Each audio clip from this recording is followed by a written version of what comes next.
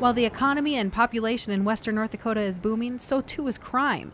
But handling the crime, traffic violations, and everything in between is becoming more difficult in the Magic City due to a shortage in manpower. We're actually about 10% below what our budgeted staffing is right now in terms of officers on the street. When any entity is undermanned, certain aspects of the business suffer, and that's a cause for concern when it comes to a police department and keeping our streets safe. Our traffic enforcement has suffered because of the busyness that we have on the streets. There are peak periods at night when we have a lot of fight calls or domestics or other types of calls, and at times our response to those calls is getting delayed. Due to the lower pay, fewer benefits, a housing shortage, and the cost of living, the Minot Police Department has experienced a large turnover the last couple of years. And not only are they understaffed, but the numbers of new, inexperienced officers far outnumber the seasoned officers.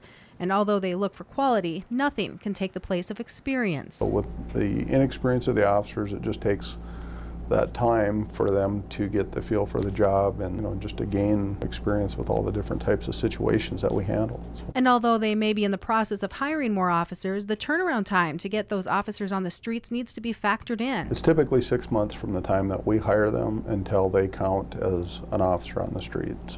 And that can vary depending on if they've had previous experience or if they've had previous law enforcement academy training.